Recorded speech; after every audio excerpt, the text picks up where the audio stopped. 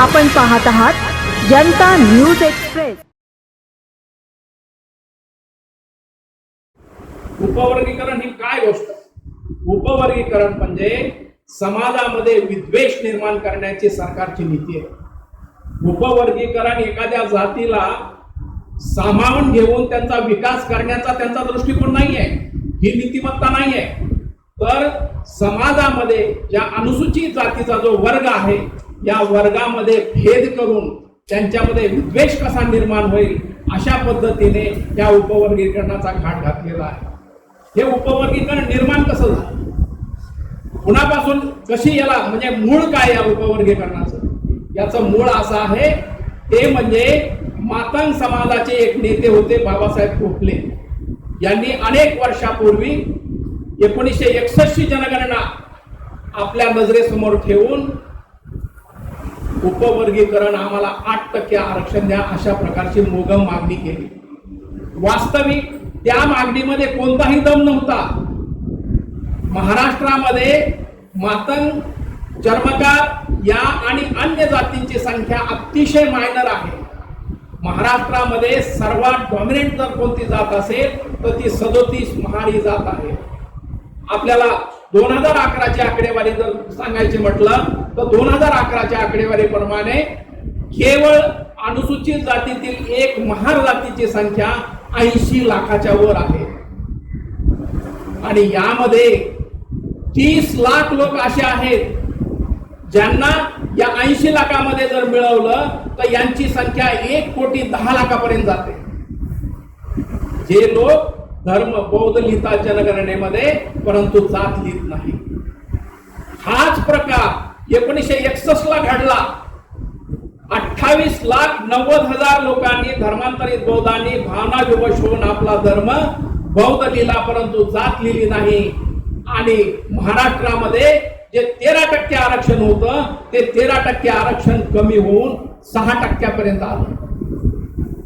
या आकडेवारीमध्ये जे 6% आरक्षण झालं होतं त्या 6% मध्ये महार या जातीची संख्या 33% होती आणि मातंग जातीची संख्या 30.99% 31% होती। एवढाच आकडा मातंग समाजाच्या नेत्यांनी आपल्या लक्षात घेतला आणि त्यांनी ही मागणी केली की महार आणि मातंग समाजाची संख्या जर सारखी असेल तर आम्हाला आरक्षण सुद्धा त्याचप्रमाणे मिळालं पाहिजे।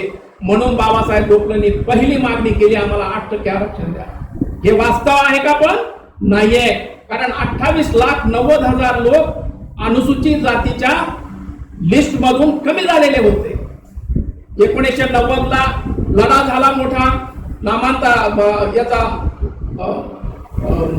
बौद्धांच्या सवलतीचा मोठा लढा झाला आणि 1990 ला अमेंडमेंट झाली आणि त्या अमेंडमेंटचा परिणाम असा झाला की 2001च्या जनगणनेमध्ये 56 लाख अनुसूचित जातीतून धर्मांतरित बौद्धांनी आपला धर्म बौद्ध लिहिला आणि जात लिहिली। म्हणजे महार कम्युनिटीची संख्या 56 लाखाने वाढली। 2011 मध्ये ही संख्या 80 लाखापर्यंत वाढली आणि पार्टी मात्र अहवाल देते की महारांची संख्या 100 पटीने वाढली आणि मातंगांची संख्या, मातंगांचं पर्सेंटेज कमी झालं। वास्तव काय झालं याच्यात? खरं असं आहे की जे लोक जात लिहित नव्हते त्यांनी जात लिहायला सुरुवात केली। अमेंडमेंट झाल्यानंतर त्यांची संख्या वाढत गेली आणि मातंगांचं पर्सेंटेज 1961 ला 30% होतं ते पर्सेंटेज कमी होऊन 18% पर्यंत आलं। 2011च्या जनगणनेमध्ये एकट्या महार जातीची संख्या अनुसूचित जातीच्या लिस्टमध्ये 80 लाख झाली आणि मातंगांचं पर्सेंटेज मात्र 18-19% पर्यंत आलं। आणि मग त्यांना धक्का बसला की जी मागणी आम्ही 1961च्या जनगणनेप्रमाणे करत होतो ती जर मागणी आज केली तर आमचं आरक्षण 2% वर जाऊ शकत नाही। म्हणून आता मातंगांमध्ये पण भीती निर्माण झालेली आहे की जर हे सरकारने उपवर्गीकरण केलं तर आमच्या पदरात काहीही पडणार नाही। यामुळे या पत्रकार परिषदेमध्ये आम्ही हे सगळे खुलासे यासाठी करतो आहोत की सर्वांना कळलं पाहिजे की सरकार हे उपवर्गीकरण करून मातंग समाजाचा उद्धार करण्यासाठी करत नाहीये, तर मातंग समाजाबरोबर ज्या छोट्या छोट्या जाती एकत्र करून तो ग्रुप बनवला जाईल, त्या ग्रुप मध्ये असलेल्या लहान लहान मायनर जातींचा फार मोठं नुकसान होणार आहे. आपल्याला माहिती नसेल, महाराष्ट्रामध्ये प्रत्येक घरामध्ये जातीचं प्रमाणपत्र असतं. कितीही लहान जात असली, आपल्याला सांगतो की 1 नंबरची एक जात अनमुख आहे महाराष्ट्रामध्ये, त्यांची संख्या आपल्याला आश्चर्य वाटेल, फक्त 48 लोक आहेत. 1 नंबर जातीचे 48 फक्त लोक आहेत. अशा 1 ते 50, 1 ते 500 अशा असलेल्या जाती 47 महाराष्ट्रामध्ये आहेत, ज्यांची संख्या 50 ते 5000च्या आतली आहे. यंदा जर उपवर्गीकरणामध्ये तुम्ही वेगळं केलं तर यांचा सत्यानाश होणार आहे. आमची लढाई यासाठी आहे. कुणाच्या एका जातीचा फायदा जर करायचा असेल तुम्हाला सरकार करू शकतं, परंतु त्यांना अनुसूचित जातीचे जे आरक्षण आहे त्यामध्ये उपवर्गीकरण न करता त्यांना स्पेशल वेगळं काहीतरी इन्सेंटिव्ह द्या आणि त्यांचा उद्धार करा ना. त्यांना वेगळे हॉस्पिटल हॉस्टेल तयार करा त्यांच्या मुलांसाठी, त्यांच्या मुलांसाठी वेगळ्या काहीतरी तरतुदी तयार करा, म्हणजे ते शिकतील आणि आरक्षणाचा लाभ घेतील. परंतु अशा प्रकारे जर का तुम्ही उपवर्गीकरण केलं तर अनुसूचित जातीच्या असलेल्या ज्या लहान लहान जाती आहेत यांचं फार मोठं नुकसान होणार आहे. आणि म्हणून ही समिती, उपवर्गीकरण विरोधी समिती, संघर्ष समिती, ज्याप्रमाणे नामांतराचा लढा आम्ही लढला त्याप्रमाणे खंबीरपणे महाराष्ट्र शासनाच्या विरोधामध्ये ही संघर्ष समिती मोठा लढा उभा करणार आहे. आणि यामध्ये आम्ही यशस्वी होणार म्हणजे होणार, कारण सगळी आकडेवारी आमच्याकडे आहे. सरकार मोठी फसवणूक करत आहे, समाजाची, गरीब समाजाची फसवणूक करत आहे उपवर्गीकरणाच्या नावाखाली. आणि त्यामुळे आज या समिती मार्फत आम्ही सरकारचा निषेध करतो की त्यांनी कोणत्याही प्रकारे उपवर्गीकरणाच्या फंदात पडू नये. आणि जर तुम्हाला ह्याच सत्यता पाहिजे असेल तर येणाऱ्या 27च्या जनगणनेमध्ये बघा, ती आकडेवारी बघा आणि मग तुम्ही ठरवा की यांचं उपवर्गीकरण केल्यानंतर यांचा फायदा होईल की तोटा होईल. म्हणून सरकारला आमचं निवेदन आहे की या उपवर्गीकरणाच्या फंदामध्ये सरकारने पडू नये. हा आमच्या भावाभावांचा प्रश्न आहे, आमचा आम्ही मिटवून घेऊ, आमच्या घरातलं हे सगळं मॅटर आहे. तुम्ही ह्या फंदामध्ये पडू नये.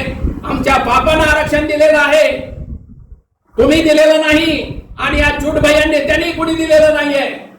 हे बाबासाहेबांनी दिलेलं आरक्षण आहे. कोणत्याही सरकारने आम्हाला हे आरक्षण दिलेलं नाही. म्हणून कोणतंही सरकार, केंद्र असो किंवा राज्य सरकार असो, आमच्या आरक्षणाच्या भाकरीमध्ये तुकडे मोड करण्याचा अधिकार यांना नाही. एवढंच या प्रसंगी बोलतो आणि थांबतो. जय हिंद.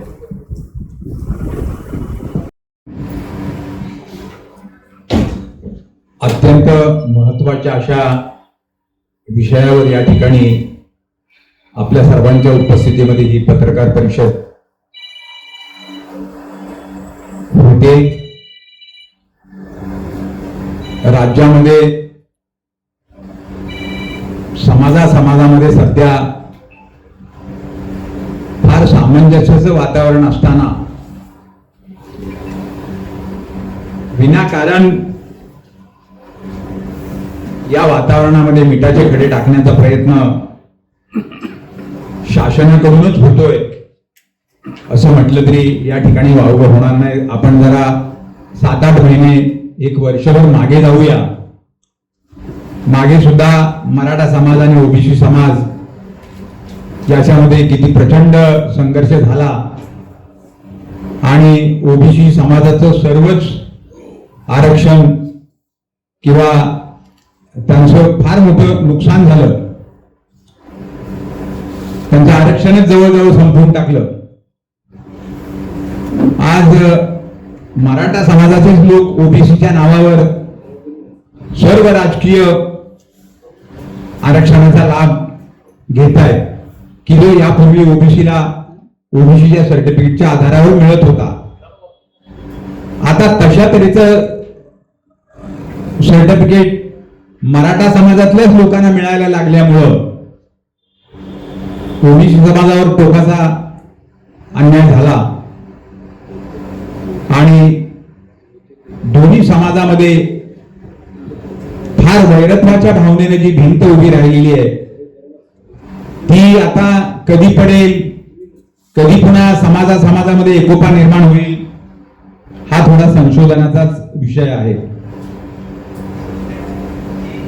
आणि आता या ठिकाणच्या वक्त्यांनी अगोदर सांगितलेलंच आहे, आरक्षण जवळजवळ संपुष्टातच आणल्याच जमा आहे. खासगीकरणाचा घोडा आरक्षण पूर्वक बेफामपणे धावतोय. नोकऱ्या संपत आलेल्या आहेत आणि या अशा अवस्थेत उपवर्गीकरणाच्या माध्यमातून अनुसूचित जातीमधल्या लोकांना एकमेकाच्या विरोधात उभं करण्याचा हा डाव आहे. बरं, मातंग समाजातल्या सगळ्यांचाच याला पाठिंबा आहे अशातलाही भाग नाही. मातंग समाजातली काही माणसं मनुवादी प्रवृत्तीने पछाडलेली आहेत आणि ती भारतीय जनता पक्षाच्या सानिध्यात असल्यामुळं त्यांच्या अजेंड्यावर ही आपली मंडळी काम करतायत. त्यांनी या संदर्भातला पुरेसा अभ्यास केलेला नाही. आणि एक लक्षात घ्या, आता आमच्या सहकारी मित्रांनी सांगितलं, बाबासाहेबांनी आपल्याला विकासाची एक वेगळ्या प्रकारची दिशाच आपल्याला घालून दिलेली आहे. त्या दिशेने जर आपला खऱ्या अर्थाने प्रवास सुरू झाला असता तर आपणही इतर समाजाच्या माध्यमाने, इतर समाजाच्या तुलनेत आपणही स्पर्धेमध्ये यशस्वी झालो असतो. अजूनही आपली माणसं कर्मकांड सोडायला तयार नाहीत, अजूनही ते पारंपरिक डफडं सोडायला तयार नाहीत. आपला एक आमदार पोतराज पोशाखात विधानसभेत जातो. आजही पोतराजांचा पोशाख घालून विधानसभेत जातो. म्हणजे तुम्ही त्या जुन्या कर्मठ प्रथा परंपरांना किती चिटकलेला आहात. जर अशा पद्धतीची आपली मानसिकता असेल तर आपण पुस्तकाकडे, ज्ञानाकडे कधी वळणार आहोत. आणि आता हे तर स्पर्धेचं युग आहे. या स्पर्धेच्या युगामध्ये जो शिकेल तोच टिकेल. आणि म्हणून पुस्तकाबरोबर अधिकाधिक मैत्री आपण जपायचा प्रयत्न करायला पाहिजे. आता उपवर्गीकरणाच्या माध्यमातून नोकऱ्या तर नाहीतच, आरक्षण संपुष्टात यायला लागलेलं आहे. म्हणजे भाकरी नसलेल्या टोपल्यासाठी मागासवर्गीयांचा आपसात झगडा सुरू झालेला आहे. नोकऱ्या संपुष्टात आलेल्या आहेत, आरक्षण संपुष्टात येत आहे. फार आता नोकऱ्यांचं काही राहिलेलं नाहीये. म्हणजे ज्या टोपल्यात भाकरीच नाही त्या टोपल्यासाठी आपल्या सगळ्यांची धडपड चालू आहे. आणि म्हणून या अनुसूचित जातीमधल्या सर्व समाज बांधवांनी फार व्यापक विचार करून समाजामध्ये तेढ कशी निर्माण होणार नाही, कुठल्या जातीवर अन्याय कसा होणार नाही, या दृष्टीनं फार सामंजस्याची भूमिका आपल्याला घ्यावी लागेल.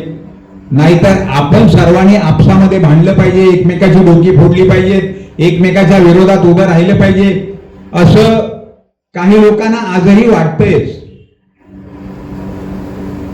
मग आपण या छोट्याशा तुकड्यासाठी आपण एकमेकाची डोकी फोडणार आहोत का? कुठल्या टोकाला आपण जाणार आहोत? या सगळ्या गोष्टीचा सामंजस्याने आपल्या सगळ्यांना विचार करावा लागेल आणि फार व्यापक भूमिका घ्यावी लागेल. आणि एकाही जातीवर, कोणत्या जातीवर अन्याय होणार नाही या दृष्टीनं सर्वांनी प्रयत्न करणं गरजेचं आहे. व्यापक लढा उभारला पाहिजे. परंतु मातंग समाजात आजही काही चांगला विचार व्यक्त करणारी नेते मंडळी आहेत, प्रबुद्ध साठे आहेत, आणखी अनेक लोक आहेत, नावं माझ्या डोळ्यासमोर आहेत. त्यांच्याशी आपण या संघर्ष समितीने स्वतःहून चर्चा करावी, त्यांना सोबत घ्यावं, त्यांना भूमिका नेमकी पटवून सांगावी आणि याचा अंतिमता कोणाला फायदा होणार आहे. मगाशी आमच्या अच्युत भोईटेंनी ते सांगितलं की तुम्हाला ठीक आहे, मातंग समाजावर फार अन्याय झालाय किंवा आणखी कुठल्या समाजावर फार अन्याय झालाय असं तुम्हाला वाटत असेल तर तुम्ही त्याच्यासाठी वेगळं पॅकेज निर्माण करा. एखादी श्वेतपत्रिका काढा, त्यांचं दैन्य दारिद्र्य नेमकं फुटपट्टीमध्ये मोजा आणि मग त्याच्यावर नेमका शासनाने उपाय शोधून एखादं मोठं कोट्यावधी रुपयाचं पॅकेज त्या समाजासाठी द्या आणि अशा पद्धतीने त्यांचा झालेला बॅकलॉग हा दूर करायचा प्रयत्न करा. आणि त्यासाठी बदल समितीचा अहवाल डिक्लेअर व्हायला पाहिजे ना, तो सार्वजनिक झाला पाहिजे, त्याचा अभ्यास झाला पाहिजे, मग आपल्याला योग्य ती पुढची पावलं टाकता येतील. बदल समितीचा अहवाल आजही वासनात आहे, अनेकांनी तो जाहीर करा अशा हे केलेल्या आहे, सूचना केल्या, परंतु तो काही जाहीर होत नाही. या अशा अवस्थेत आपल्याला सांगतायत तुम्ही प्रश्नपत्रिका उत्तरपत्रिका लिहा. अरे अगोदर तुम्ही प्रश्नपत्रिका तरी निर्माण करा, आमच्या समोर द्या प्रश्नपत्रिका आणि मग आम्ही त्या प्रश्नपत्रिकेचा अभ्यास करून मग आम्ही उत्तरपत्रिका लिहू. तर या सगळ्या गोष्टीचा व्यापक विचार आपल्या सर्व समाजातील 18 पगड जातीतल्या अनुसूचित जाती लोकांनी करण्याची गरज आहे. फार टोकाची भूमिका विनाकारण कुणीही घेण्याची तशी आवश्यकता नाही. परंतु आता जो लढा आरक्षण हा आपल्या सगळ्यांचा जिव्हाळ्याचा मुद्दा आहे, जिव्हाळ्याचा प्रश्न आहे. पण त्या मुद्द्याचा, त्या नाजूक मुद्द्याचा नेमका वापर करून कोण काय पावलं टाकतंय आणि त्यांचा अंतिम उद्देश काय आहे, या सगळ्या गोष्टीचा आपण गांभीर्याने विचार करायला पाहिजे. आता अचूक बातम्या, निपक्षपाती विचार, अन्यायाविरुद्ध वाचा फोडणारे परखड विचारांचे सार्वभौम दैनिक प्रजासत्ताक जनता.